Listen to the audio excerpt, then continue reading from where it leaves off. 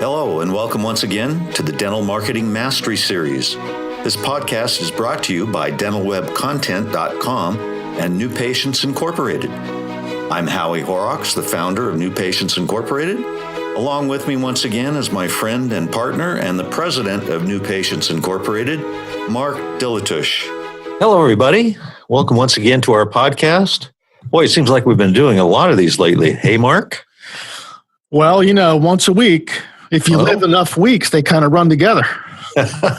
Okay. Yeah. That's fine. I love them. I mean, we could do one every day as far as I'm concerned. Anyway, today, let's look at making a good first impression to the new patient. How is that done? What's involved in all of that? Gosh, we could do It's a 5 huge podcasts. We could literally do 5 podcasts on this subject.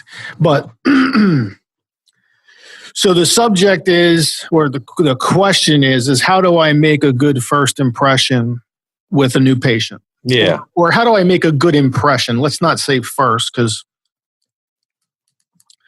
nobody listening to this podcast is not worried about the second impression they make. Right? So let's just say, how do I make the best impression I can on today's dental consumer? So there you go. Okay, so let's go all the way back in time. God, it feels like when caveman discovered fire, right? Is when we looked at the data and we discovered that no matter what you did, no matter where they were from, no matter how much money they made, no matter what their background, no matter what their education, there's just a whole bunch of moms out there who will choose a healthcare provider based on price, and there's a whole bunch of other moms out there who won't. Yeah, and we were kind of surprised by that, but now having lived with that and experienced that as an actual real world fact, we're no longer surprised about it, but It's roughly 50-50. It might be 60-40, we're not exactly sure, but half the moms will and half the moms won't is what we have to say about that. Basically, right. So this has to do with making an impression. So after the next logical question is, well, how do you impress both halves of this market? So the easy answer to the bottom half is give them a deal. Yeah. $39 new patient exam special. Bring a child. Your third one's free. Get a package of sweat socks, bologna sandwich, whatever, and send a postcard or whatever. And that's the first impression. And you know what? That mom doesn't really need anything else to impress her until she comes into your office. Right? I mean, That's an amazingly short discovery and selection cycle with the bottom half of the market. It's why it's so popular among people who do their own dental marketing. It's easy. So, which begs the next question. Well, okay, but I mean, if I get a whole bunch of those people in my office, then I have to, kiss a lot of frogs and spend a lot of money and spend a lot of time, and fills my appointment book, but I'm not so sure it fills my growth strategies from a financial standpoint. So how do I go after and how do I impress the top half? That is a much longer conversation. Yeah, it's much more difficult too. Yeah, it's more difficult. It takes more time. They don't respond as quickly. Dentists who try sometimes at the very beginning become disillusioned or impatient with the process. So really what this podcast is about is, well, if they're not impressed by a low price, what the hell does impress them, right? Right. And just last week, I had a doctor, really nice guy from Texas. Actually, he listens to, I think he follows Dr. Barr, Mike Barr. Oh, the dental warrior, yes. Yeah. And this guy he was awesome. He was just brutally straightforward and just, again, brutally honest. And one of his questions was, well, if I don't have an aggressive offer and I have no call to action, what do I do? Yeah. Like, why would anybody choose me? I've got all the corporate outfits around me. I'm probably the only solo dentist within 8 miles of my practice. Why in the hell would anyone choose me? It was very difficult for him to step outside of his dentist body and look at his office and the services and amenities and technologies and conveniences that he offers in his practice, his team, his hours, everything. It was very difficult for him to step out of that body and look at him as a consumer. Right. I mean, you might say that his unique selling proposition in his area is that he's not them. Right. Right. There you go. I'm not the corporate people. Right. So that's good. And that follows up with, if he's not the one promoting his office based on price, isn't that in and of itself of value to the top half of the dental market in his market? The answer is yes, because he's surrounded by people who do.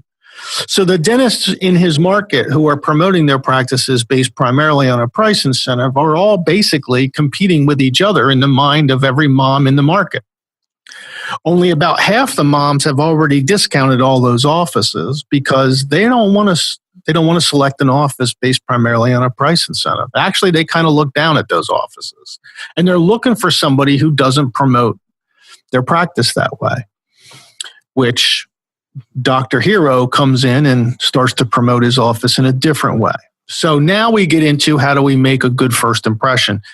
Or how do we make a good impression, period, not just first, second, third, fourth, fifth, sixth, seventh, eighth, because 10th.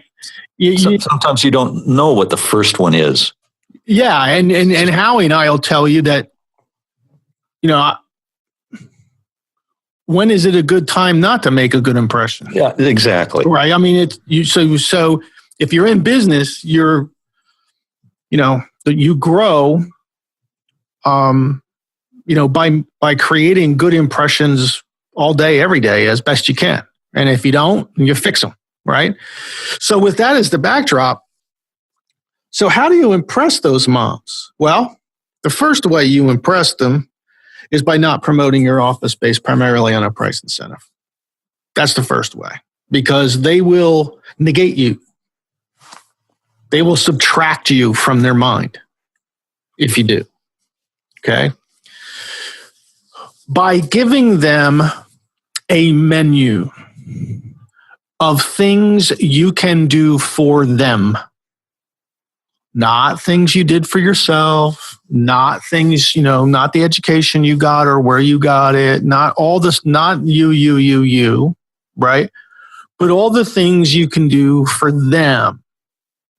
And dentists think that the consumers have an idea of the benefits of today's dentistry. And Howie and I, we see the numbers. We know how ignorant they are. And I'm not calling them ignorant in a bad sense. It's actually a good sense. The more ignorant your target market is on the benefits of today's dentistry, the more available to you they are.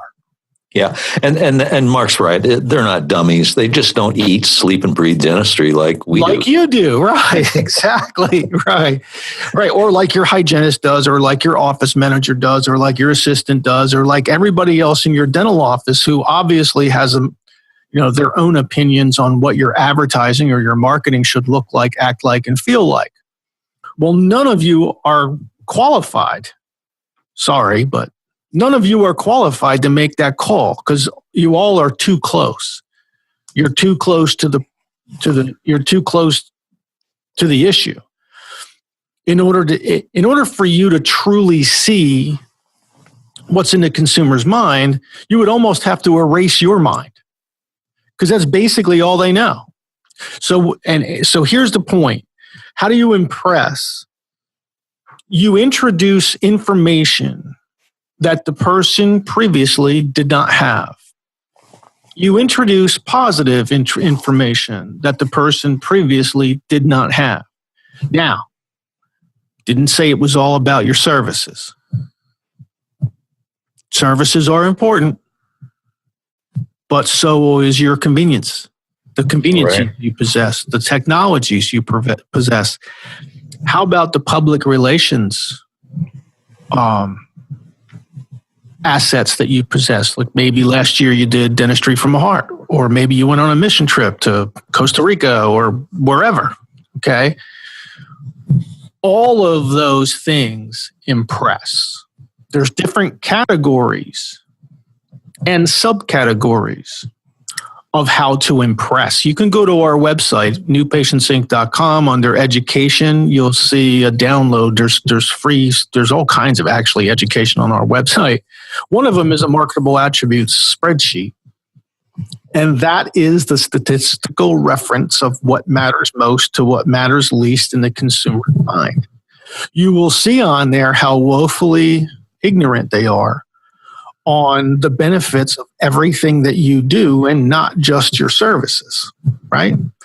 So how do you impress that mom? You fill the void in her mind with information that will benefit either her child, her husband, or her parents. Right. In other words, there's solutions. She has problems. Right. She has concerns. She's looking for solutions. So when you're talking about your services, you're mainly talking about solutions to those problems.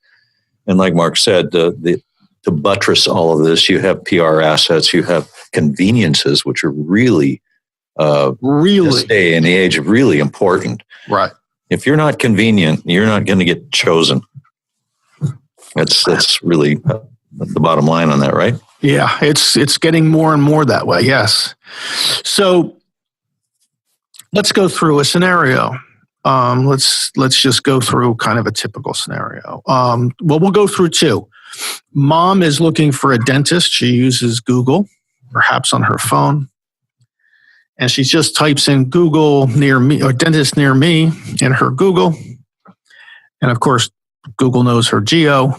Goes out, gives her a search result screen, review scores, websites show up, maybe some social media posts from those dentists, maybe a couple of consolidators. So how do you impress mom now? You impress mom first by being there. Okay. Being somewhere on that first page. You impress mom by, you don't have to be the top dog in your area for reviews, but you can't be the lapdog either, right? You got to be, top 3, 4 in number of reviews and review score. It would be real nice for her to see a social media asset or two, maybe a story that she can read through, and a website. She goes to your website, and how difficult is for her to find what she's looking for? When she gets to your website, are you trying to impress her? Are you injecting education that she may or may not already have without hardly any effort on her part? If not, you should be. Okay? That's the whole idea. The whole idea behind that mom, in impressing that mom, is injecting information good, useful information that will benefit her child, her husband, or her parents that she didn't know before she visited whatever property she's on. Right now, she's on her website. It's Friday at 7 p.m. She'd like to get this task done, but she can't because she knows if she calls the phone number, there's not going to be anybody there that can make her appointment. Now, if you had online scheduling, she could actually make her appointment right now, check that off of her list of things to do, which all moms everywhere would love to do. They'd like to get their tasks completed, right? So you could impress mom by having that on your website. And then maybe deliver to her a link to your office forms because while she's just sitting here, she might as well just fill in the office forms for either herself, her child, her husband, and her insurance information. If she's making an appointment for her husband doesn't know the insurance information, so she grabs the insurance information and puts it in. That's all wonderfully convenient for her, and it definitely impresses her. Right. Now, the next day, or Monday morning, when the staff comes in, of course, they're going to see that notification immediately, probably reach out to that mom and say, hey, thanks for making your first appointment.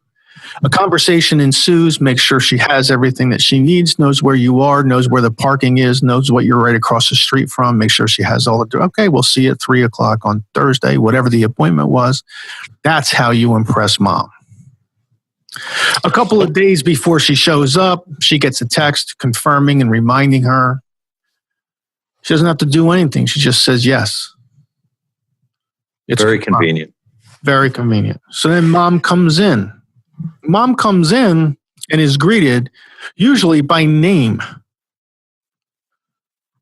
And she sits down. I know nobody listening to this has anyone in their reception room wait more than 9 seconds. I understand.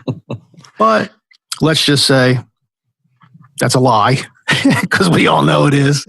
But no, let's say that mom sits down for a little while, and it may be 2 minutes, 3 minutes, 4 minutes, and sitting across from her on the wall is a flat screen television, and it's saying, did you know we can fix slipping dentures? Did you know we have laser scanners that can find cavities?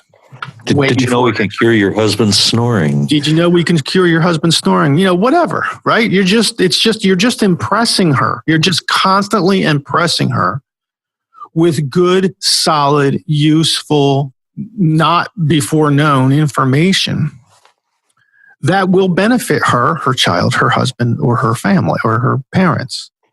Yeah, and then, of course, go ahead. Good. I'm just going to say that the key in doing that is to use patient-friendly language and speak to her on her level, not as though she were a dummy, but because she's ill-informed or actually hasn't ever been informed about these things.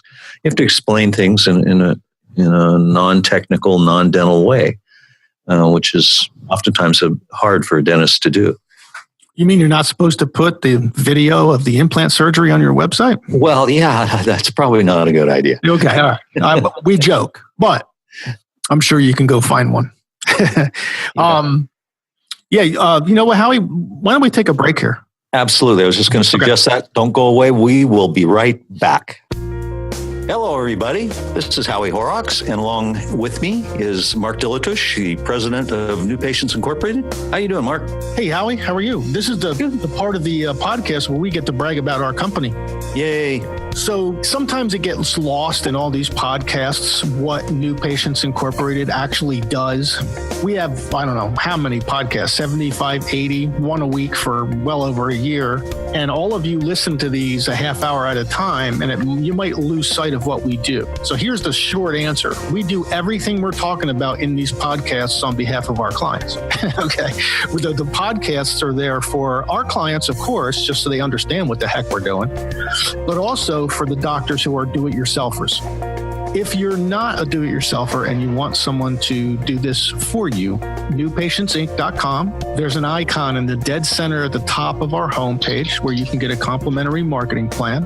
A series of questions will need to be completed. And once you complete that, we will analyze your market area, develop a marketing plan, and get on the phone with you, discuss all the sections of the marketing plan, just to make sure you understand a couple of things: what you're up against, what your expectations should be, and what Mark and Howie would do if we owned your dental practice.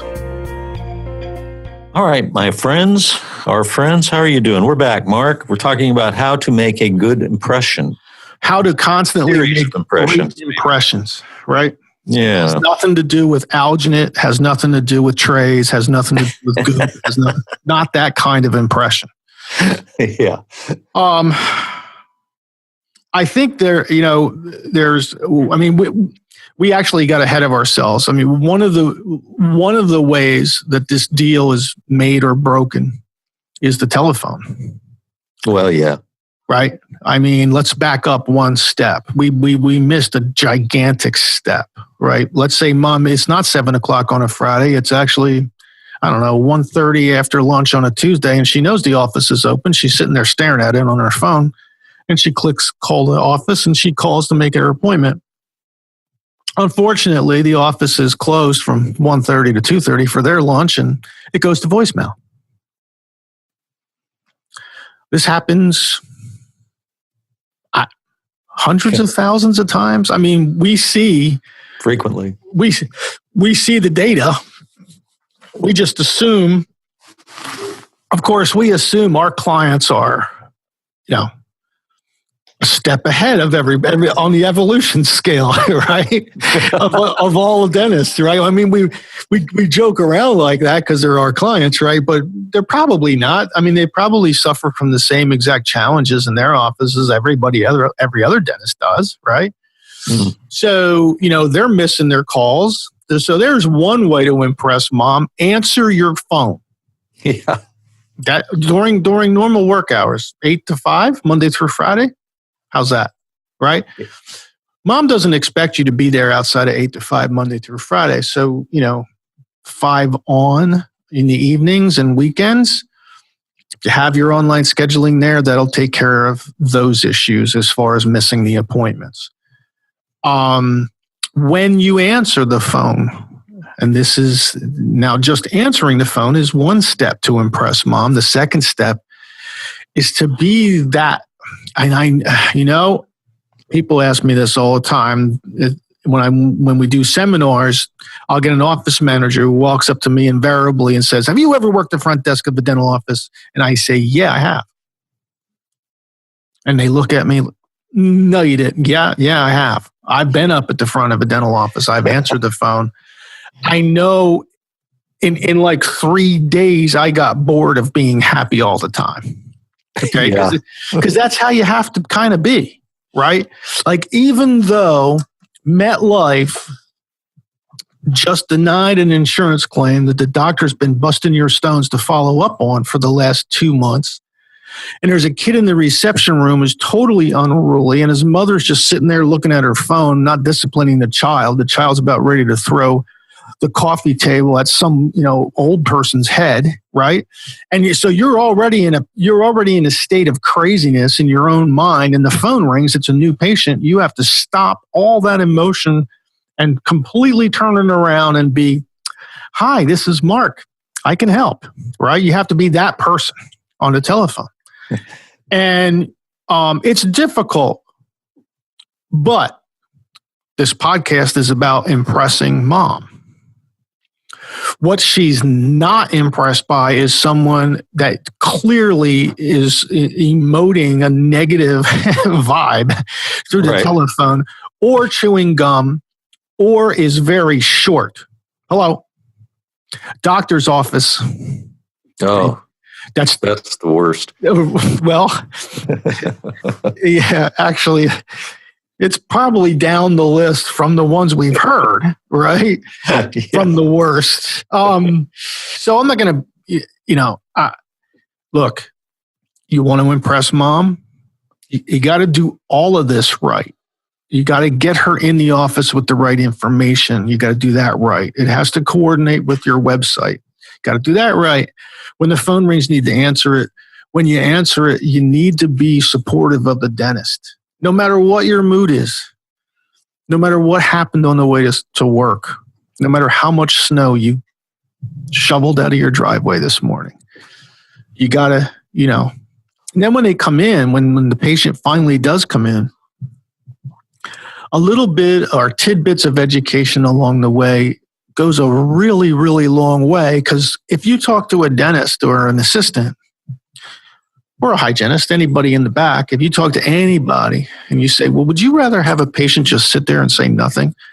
Or would you rather have a patient ask you questions about X dental service, teeth whitening, Invisalign, implants, sedation, whatever, right?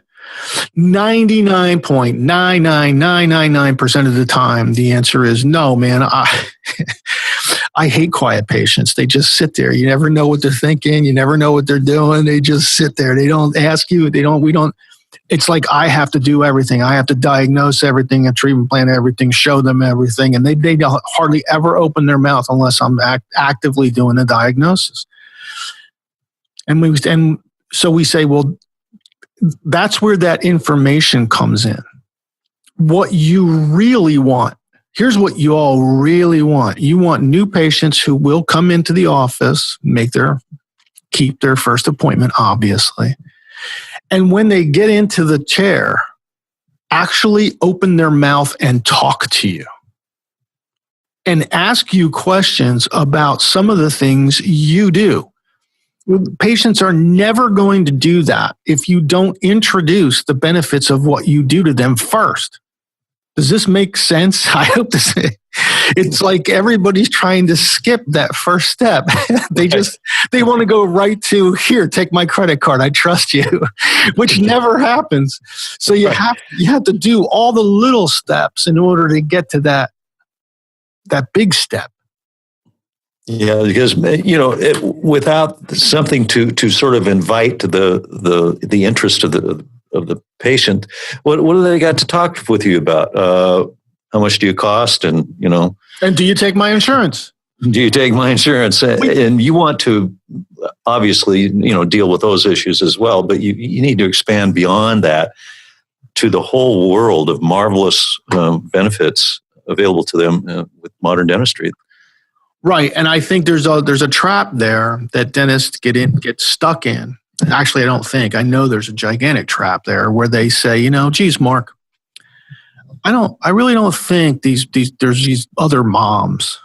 I don't think there's these other moms who, care more about their mouth than an insurance deductible, or, patients who really care about their family's oral health. I think they're all just out there looking for a deal, and I gotta, be the deal guy or gal. And I'm like, no, dude, you're completely missing the point. Okay. The only reason why it seems like that's all these people care about is because that's all dentistry is telling them.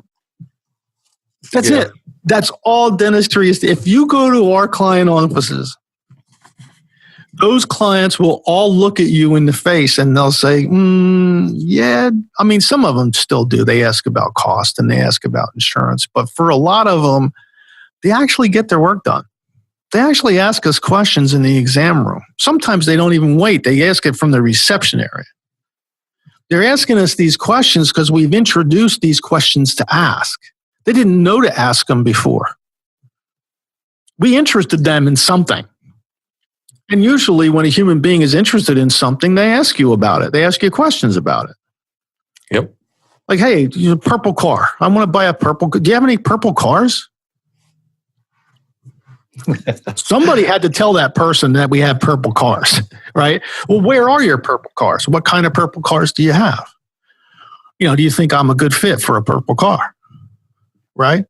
All we're saying here is that if you really want to impress the moms in the top half of the market, you will introduce information to them that were previously unaware of, that will benefit them, their children, their husband, or their immediate family.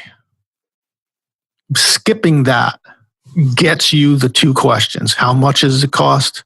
And do you take my insurance? If you don't skip that, you get different questions.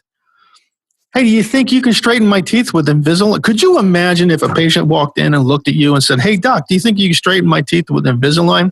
You'd probably pass out.